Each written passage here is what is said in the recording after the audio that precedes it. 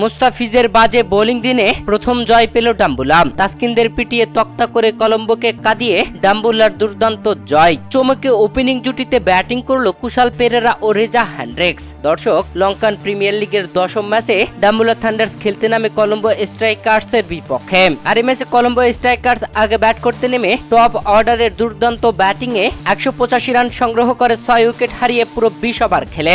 এই ম্যাচে মুস্তাফিজুর রহমান মোটেও ভালো বল করতে পারেননি। সর্বোচ্চ খরচে বোলিং করেন মুস্তাফিজুর রহমান, যেখানে 4 ওভার বল করে 53 রান খরচ করেন, কোনো উইকেট তুলে নিতে পারেননি। দর্শক, এর আগে ডাম্বুলা থান্ডার্স 3 ম্যাচ খেলেছে, যেই 3 ম্যাচের একটিতেও জয় তুলে নিতে পারেনি। তবে এই ম্যাচে ওপেনিং জুটিতেই দুর্দান্ত এক জয় তুলে নিল, যেখানে কলম্বো স্ট্রাইকার্সের দেওয়া 186 রানের টার্গেটে অবিশ্বাস্য ওপেনিং জুটিতে দারুণ এক জয় তুলে নিল। কুশাল পেরেরা ও রেজা হ্যান্ড্রিক্স দুর্দান্ত খেল দেখিয়ে দিলেন। দর্শক, তাসকিন ও মাতিসা পাথিরানা এই ম্যাচে পাত্তাই পায়নি, খরচে বোলিং করে সবাই। যদিও তাসকিন আহমেদ দলীয় 15তম ওভারে এসে ডাম্বুলা থান্ডার্সের 2 ওপেনার রেজা হ্যান্ড্রিক্স ও কুশাল পেরেরাকে আউট করে দেন। পরপর 2টি উইকেটই তুলে নেন তাসকিন আহমেদ। রেজা হ্যান্ড্রিক্স করে 54 রান আর কুশাল পেরেরা করে 80 রান, যেখানে দারুণ এই জয় তুলে নিয়ে লঙ্কান প্রিমিয়ার লিগের এবারের আসরে 4 ম্যাচ খেলে প্রথম জয়ের দেখা পেল মোহাম্মদ নাবির ডাম্বুলা থান্ডার্স।